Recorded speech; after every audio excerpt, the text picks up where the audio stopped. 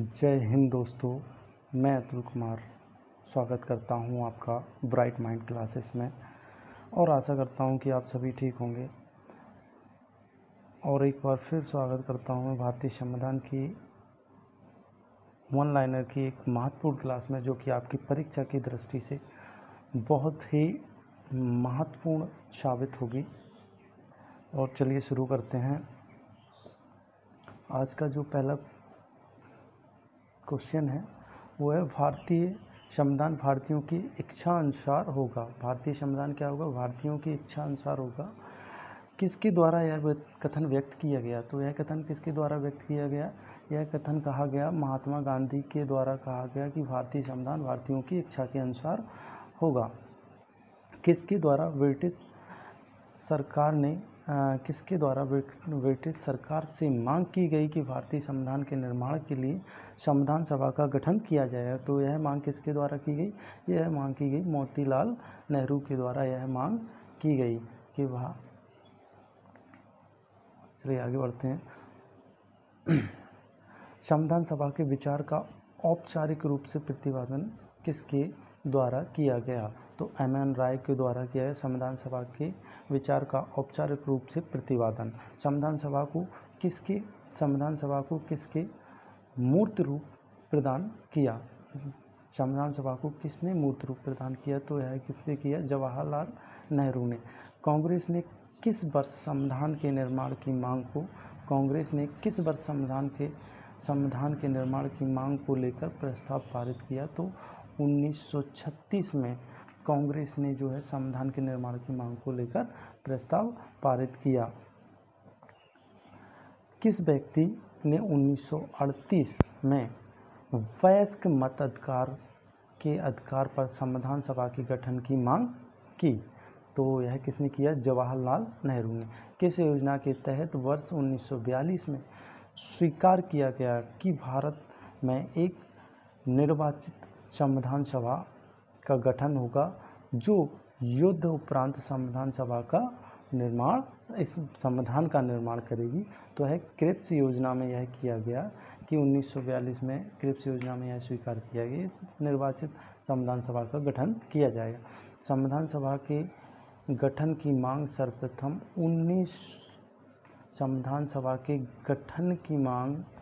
सर्वप्रथम 1895 ईस्वी में किसके द्वारा प्रस्तुत की गई?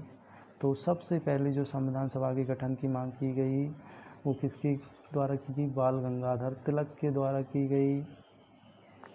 और संविधान सभा गठित करने का आधार क्या था? संविधान सभा गठित करने का क्या था आधार? तो कैबिनेट मिशन प्लान। जो भारत की संविधान सभा गठित करने का जो आधार था वो था कैबिनेट मिशन प्लान। वर्ष 1936 में भारतीय राष्ट्रीय कांग्रेस द्वारा संविधान सभा के गठन की मांग कहाँ पर हुई? अधिवेशन में रखी गई। कहाँ पर हुई और कहाँ के अधिवेशन में रखी गई? तो यह संविधान सभा के गठन की मांग कहाँ पर? लखनऊ में हुई, लखनऊ अधिवेशन में। कैबिनेट मिशन योजना के अनुसार संविधान सभा में कुल कितने सदस्य होने थे? कैबिनेट मिशन के अनुसार संविधान सभा में कितने सदस्य होने थे? तो वे होने थे 379। तो कितने होने थे संविधान सभा के अनुसार? कितने सदस्य होने थे? तो 389 होने थे। संविधान सभा में विभिन्न प्रांतों के लिए 292 सदस्यों का निर्वाचन होना था। 292 सदस्यों का निर्वाचन होने में से कांग्रेस के कितने प्रतिनिधि निर्वाचित होकर आए? तो इनमें से कांग्रेस के कितने 292 होने थे, तो इनमें से कितने आए? 208 जो है कांग्रेस के प्रतिनिधि आए हैं। 208 कांग्रेस के प्रतिनिधि आए हैं। और पुनर्गठन के पश्चात 1947 ईस्वी में संविधान सभा के सदस्यों की संख्या कितनी रह गई? तो ये रह गई 299। पुनर्गठित संविधान सभा में देशी रियासतों के लिए कितने प्रतिनिधि थे? तो इसके लिए थे 70 प्रतिनिधि। देशी रियासतों के लिए 70 प्रतिनिधि। पुनर्गठित संविधान सभा में विभिन्न प्रांतों के लिए कितने प्रतिनिधि थे? तो 229 प्रतिनिधि विभिन्न प्रांतों। संविधान सभा के सदस्यों को किसने प्रत्यक्ष रूप से निर्वाचित किया? तो प्रांतों की विधानसभा ने इनको क्या है, संविधान सभा के सदस्यों को अप्रत्यक्ष रूप से निर्वाचित किया, तो प्रांतों की विधानसभा ने।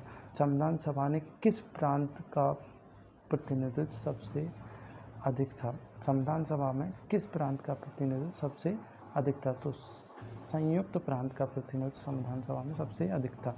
किस क्षेत्र से V.R. अम्बेडकर का संविधान सभा में निर्वाचन हुआ? तो यह किससे हुआ? वेस्ट बंगाल, पश्चिम बंगाल से संविधान सभा में जो है V.R. अम्बेडकर का निर्वाचन हुआ। संविधान सभा का चुनाव किस आधार पर हुआ था? तो यह हुआ था वर्गीय मताधिकार के द्वारा। संविधान सभा का निर्वाचन किस आधार पर? वर्गीय मताधिकार के द्वारा। संविधान सभा को किसने बनाया? संविधान सभा ने। भारतीय संविधान को किसने बनाया? तो संविधान सभा ने। संविधान सभा के लिए चुनाव कब संपन्न हुए? तो 1946 में जो है संविधान सभा के लिए चुनाव। संविधान सभा की प्रथम बैठक कब हुई? 9 दिसंबर 1946 को। संविधान सभा का प्रथम अधिवेशन दिल्ली में हुआ। संविधान सभा के उद्घाटन अधिवेशन की अध्यक्षता, उद्घाटन अधिवेशन मतलब प्रथम अधिवेशन के अध्यक्ष कौन थे? तो ये सच्चिदानंद सिन्हा थे। संविधान सभा के स्थायी अध्यक्ष राजेंद्र प्रसाद, संविधान सभा के अस्थायी अध्यक्ष सच्चिदानंद सिन्हा, प्रथम अध्यक्ष भी सच्चिदानंद सिन्हा, है ना। चलिए आगे बढ़ते हैं। संविधान सभा का संवैधानिक सलाहकार किसे नियुक्त किया गया? तो V.N. राव को किया गया। संविधान के विभिन्न पहलुओं के अध्ययन हेतु संविधान सभा में कितनी समितियां नियुक्त की गईं? तो इसमें संविधान सभा में कितनी समितियां नियुक्त की गईं? तो इसमें नियुक्त की गई 13 समितियां जो है नियुक्त की। संविधान सभा की प्रारूप समिति की नियुक्ति 29 अगस्त 1947 को हो गई थी। प्रारूप समिति की नियुक्ति जो कब की गई? तो 29 अगस्त 1947। भारतीय संविधान सभा की प्रारूप समिति के अध्यक्ष थे, प्रारूप समिति के V.R. अम्बेडकर थे। संविधान सभा की प्रारूप समिति में सदस्यों की संख्या कितनी थी? प्रारूप समिति में सदस्यों की संख्या 7 थी। संविधान सभा की प्रारूप समिति के समक्ष प्रस्तावना का प्रस्ताव किसने रखा? तो यह प्रस्तावना का प्रस्ताव किसने रखा? जवाहरलाल। प्रारूप समिति के समक्ष प्रस्तावना का प्रस्ताव किसने रखा? जवाहरलाल नेहरू ने। संविधान सभा ने सभी निर्णय किस आधार पर लिए?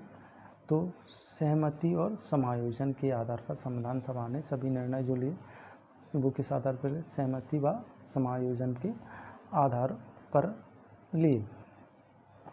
संविधान सभा में उद्देश्य प्रस्ताव किसने प्रस्तुत किया? तो यह किया जवाहरलाल नेहरू ने। भारतीय संविधान सभा की संघ शक्ति समिति के अध्यक्ष जवाहरलाल नेहरू थे। भारत को एक संविधान देने का प्रस्ताव कब संविधान सभा द्वारा पारित किया? तो 22 जनवरी 1947 को। भारत को एक संविधान देने का प्रस्ताव कब भारतीय संविधान सभा द्वारा पारित किया? तो यह 22 जनवरी 1947 को। संविधान निर्मात्री सभा में झंडा समिति के अध्यक्ष कौन थे? तो ये थे J.B. कृपलानी। राष्ट्रीय झंडे की अभिकल्पना को भारत की संविधान सभा ने कब ग्रहण किया? मतलब वो जो राष्ट्रीय झंडा है उसकी अभिकल्पना को भारत की संविधान सभा ने कब अपनाया? तो अपनाया वो जुलाई 1947 को अपनाया। भारत की संविधान सभा द्वारा झंडे के डिजाइन को स्वीकार किया गया 22 जुलाई 1947, परिकल्पना को 20 जुलाई 1947 में, जबकि डिजाइन को 22 जुलाई 1947 में अपना लिया गया।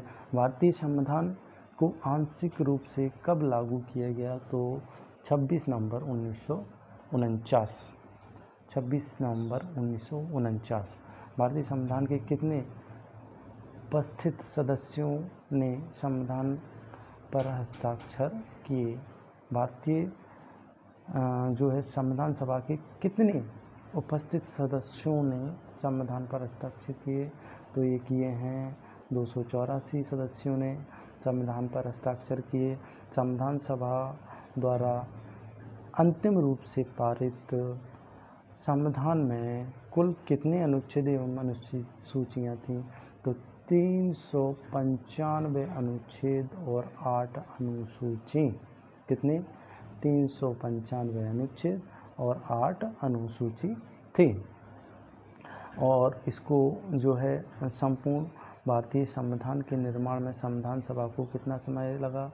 तो 2 साल 11 माह 18 दिन लगे भारतीय संविधान का निर्माण करने में। संविधान किस दिन से भारतीय संविधान का अंतरकालीन संसद के रूप में आविर्भाव हुआ? तो यह 26 नवंबर 1950 को। किस दिन भारतीय जो संविधान सभा का अंतरकालीन संसद के रूप में, तो यह अंतरकालीन संसद आविर्भाव मतलब अपनाया गया, तो यह 26 जनवरी 1950 से अपनाया गया। भारत के लिए संविधान सभा की रचना हेतु संविधान सभा का विचार सर्वप्रथम किसने प्रस्तुत किया? तो यह किसने किया? 1934 में स्वराज पार्टी ने यह किया सबसे पहले। भारत के संविधान का निर्माता किसे माना जाता है? तो बी आर अम्बेडकर को भारतीय संविधान का निर्माता माना। भारतीय संविधान में कुल कितनी महिलाएं थीं? तो यह थी 15 महिलाएं थीं। भारतीय संविधान में कितनी महिलाएं थीं? 15 महिलाएं थीं। और आज का अंतिम क्वेश्चन ये है, संविधान सभा में किस देशी रियासत के प्रतिनिधि ने भाग नहीं लिया था? तो संविधान सभा में किस देशी रियासत के प्रतिनिधि ने भाग नहीं लिया था? तो ये नहीं लिया था हमारा ये हैदराबाद के जो निज़ाम था, उसने जो भारतीय हैदराबाद का जो प्रतिनिधि था, उसने संविधान सभा में भाग नहीं लिया था।